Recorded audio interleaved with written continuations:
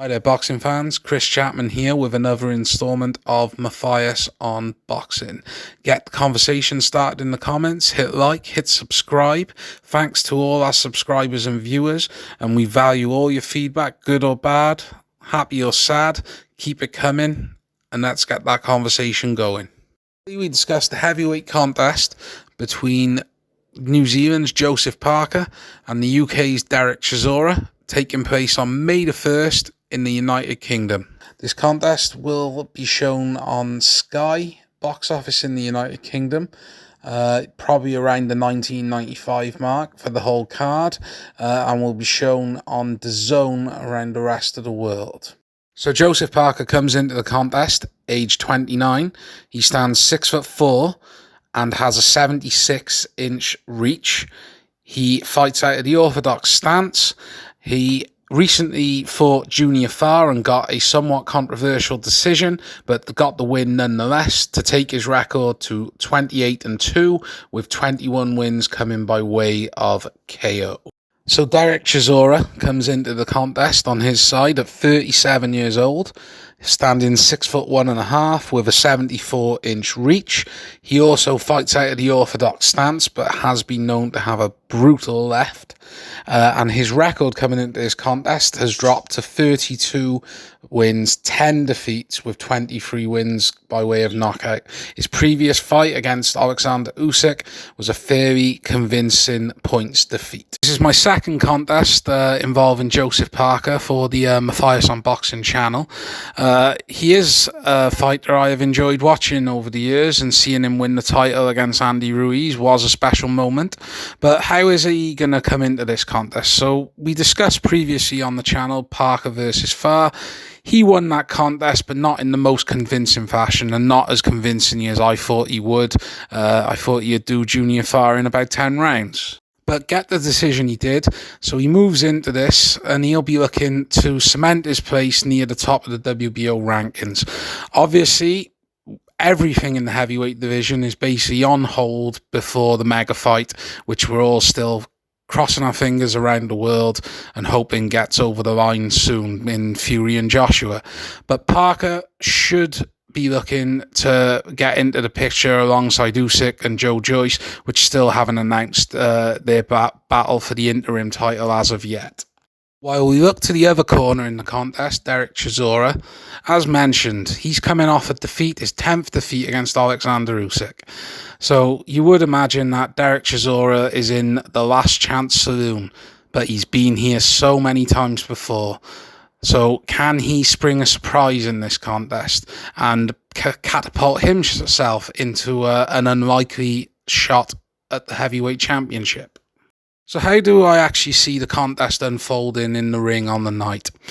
I mean, you would have to favour Joseph Parker. He's the younger, fresher, less miles on the clock man in the contest. However, Derek Chisora, as mentioned, has been written off so many times.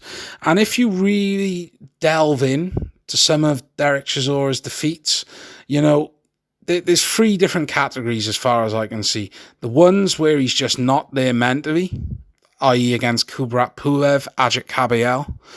The ones where he was just outclassed on the night, Vitaly Klitschko, David Haye, you could argue Alexander Usyk.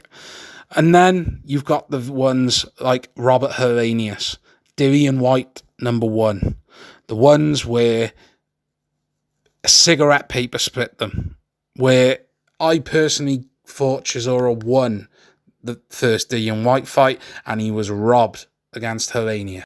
It was the memory of those defeats which I hope will spur Derek Chisora on to really go for this contest, to make it as interesting as it can possibly be. Because Joseph Parker has proven, even in defeat, when he lost to Dillian White in that close contest, when a fighter comes forward, he is at his most effective. When a fighter boxes off the back foot, like Junior Farr, for instance, and to a better degree Anthony Joshua, Joseph Parker struggles. At least we know Derek Chisora will not be boxing off the back foot in this contest, nor will Joseph Parker. You know that both fighters in this are going to want to meet in the centre of the ring. both will want to trade, and I also have a feeling that both fighters are going to touch the canvas. But in my opinion, it is Joseph Parker who will show the greatest stamina and greater determination in this contest. He has a lot to prove. He didn't look effective against Junior Farr. You know, he has been defeated and shown his weaknesses on the world stage before. So he has a lot to prove to keep himself in the mix for a heavyweight championship shot. Chisora, you have to wonder what would be next for him with a defeat. And I do feel it is going to be that defeat. Like I say, Parker will show the greater variety and will stop Chisora probably for the final time in rounds 8 or 9. But like I say, Joseph Parker will have to go through everything and the kitchen sink to get to those rounds 8 or 9 and stop Derek Chisora. I think he will do it. I think, like I say, his youth will win on the day. I believe as well Andy Lee will fine-tune his jab and get his jab working in a less pouring manner as he has been prone to do, and he'll break Derek Chisora down. It's going to be an enthralling contest, and I urge everyone who can watch it to watch it. The heavyweight scene is so exciting at the moment, and we're hopefully going to get the mega fight and then see where it all falls into place after that.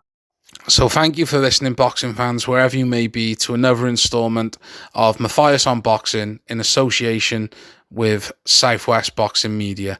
This has been Chris Chapman, and enjoy the fight, and speak soon, fight fans.